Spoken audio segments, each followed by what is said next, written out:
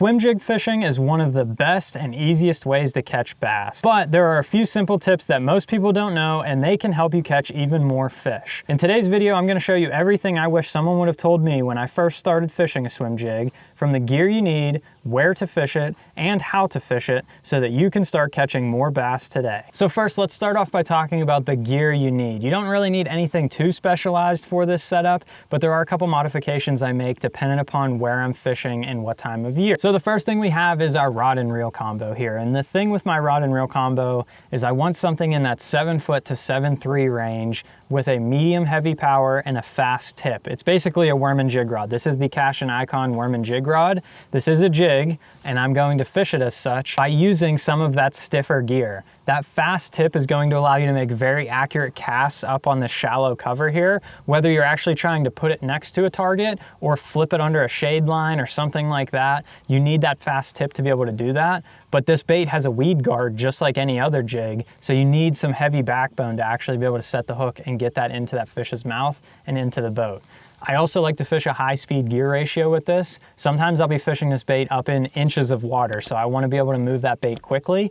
And a lot of times these fish will eat it and swim right at you because they're tracking the bait from behind. So you need to reel quickly to catch up and get a good hook set on those fish. So this is the Corrado MGL, and I have a 7:4 to 1 gear ratio on here. But anything in the 7s will work just fine. And lastly, you come down to your line here for your combo. There's 2 routes you can go, and this depends on where you live, what type of fishing you do. If you're fishing submerged vegetation, I like fluorocarbon. There's a couple lakes that I fish by my house. I'm gonna use 14 to 17 pound test fluorocarbon.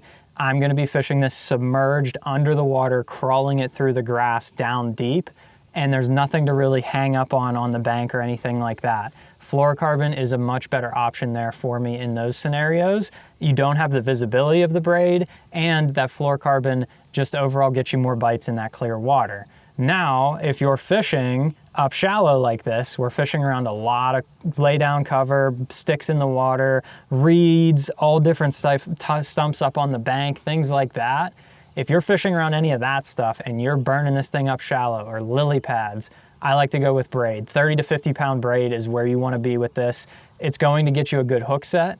You're going to be able to rip it through any of this cover up here, whether you're getting it hung up and you don't need to go up on the bank and get it, or if you're just working it through the water and a fish bites it and wraps you up into cover, you can break them out of that cover and get them coming to you and into the boat. So having some braid is definitely a help. Then to finish off your rig here, all you need is a swim jig and a trailer. For me, I have a variety of different swim jigs here that I like to fish. It just depends on the scenario. Again, same thing. Like, it really just depends on where you're fishing. I have braid swim jigs, and then I have non-braided swim jigs. So my non-braided swim jigs are like the 6th Sense Conda finesse jigs. These ones have a very thin weed guard, so it'll keep it from getting hung up in that grass. But if you have a hook set with fluorocarbon, you're gonna be able to get it through that weed guard and into that fish's mouth with that stretch.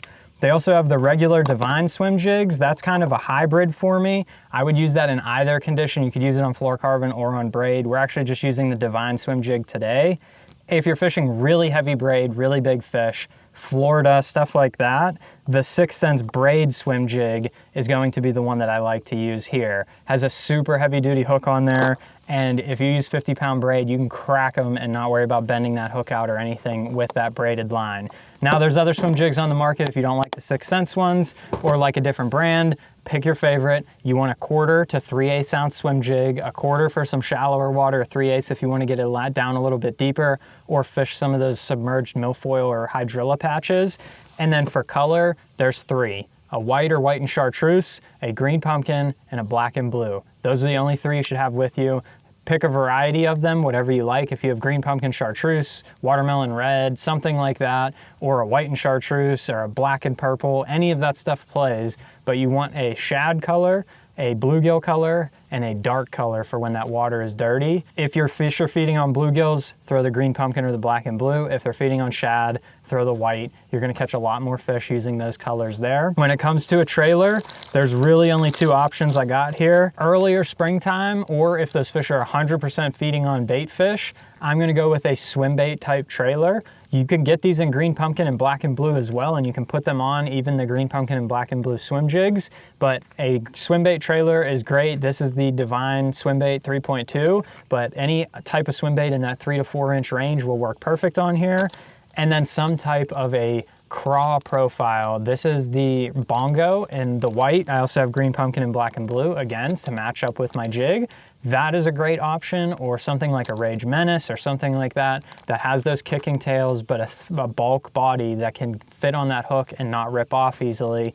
You're gonna work just fine with that. Those are the only two trailers I like. I like the craw in some hotter water, or when I wanna keep that bait up in the water, has a little bit more drag and will keep it up higher. The swim bait's a little more streamlined and will let your bait get down a little bit deeper in the water. All you gotta do is thread one on and you're good to go. So let's take this out on the water and get to fishing.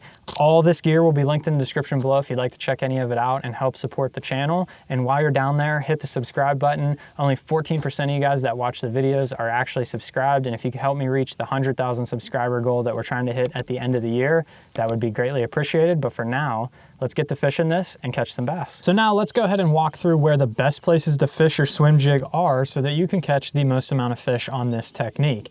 The big thing for me when I started fishing this was I always thought you could only fish this around vegetation. Swim jigs were meant for vegetation, lily pads, or submerged grass like milfoil or hydrilla, but it really wasn't meant for anything else. And that couldn't be farther from the truth. Some of the best places to fish a swim jig are like what exactly we have in front of us right here. We have a bunch of standing timber, laydowns, stumps on the bank, and we also have lily pads, other vegetation, and it's just a big shallow flat. Like, these fish could be anywhere on this stuff. It would take you forever to go through every one of these and pitch your jig to it, let it sink all the way down to the bottom and hop it in place and figure out where those fish live. So the swim jig is a much more effective way to cover all of this stuff to find the most active fish, especially if you're in search mode for them. If you already know where they're at, maybe the swim jig isn't the best option, but it's a great search mode option.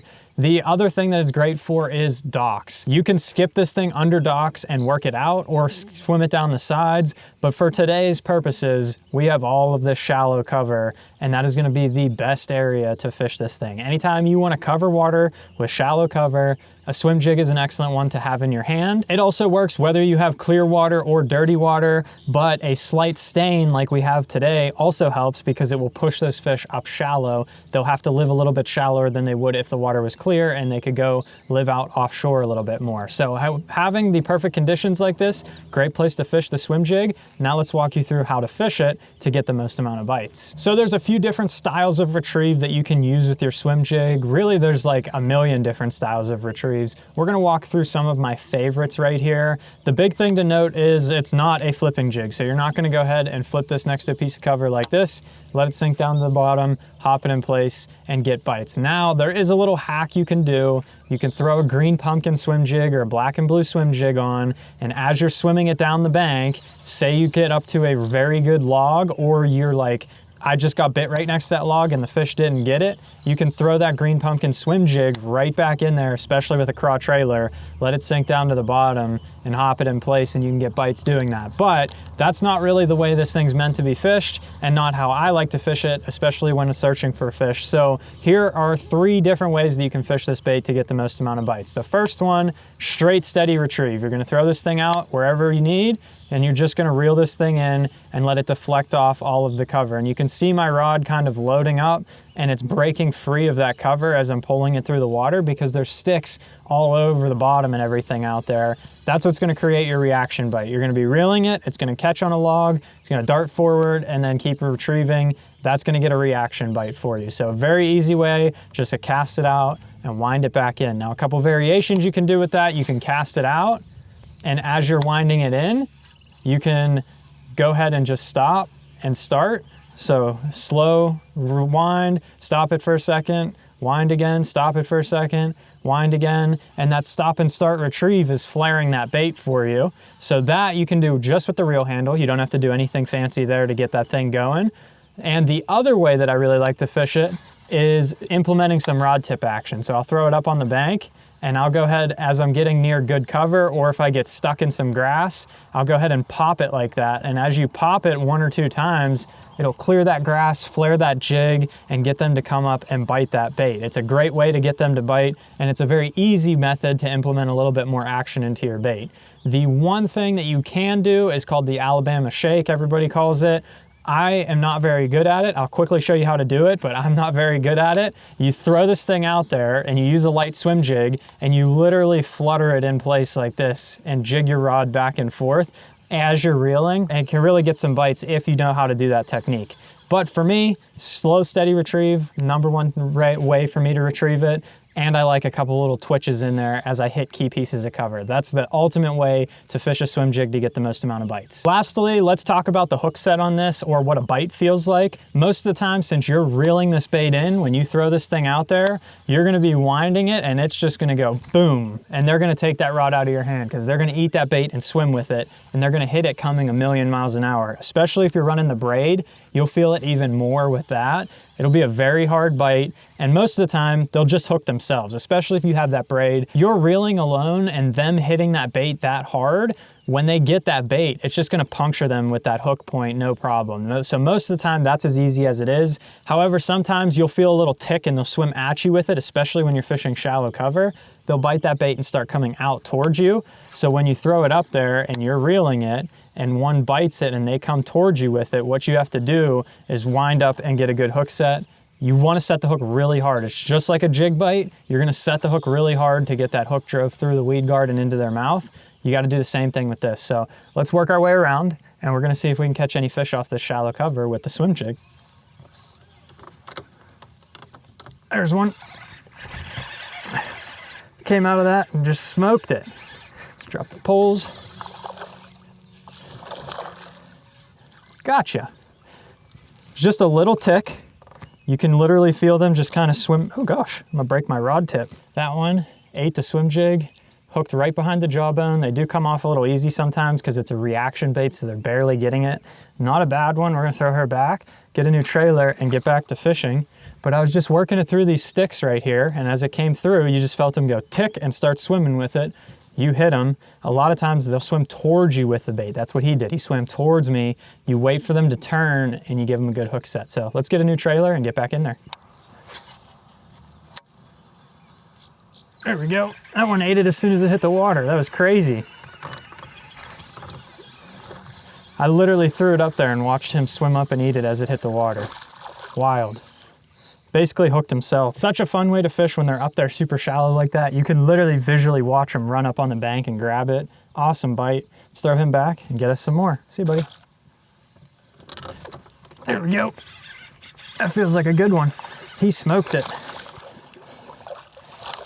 Not a bad one. Another one on the swim jig, just pulling it through these logs here.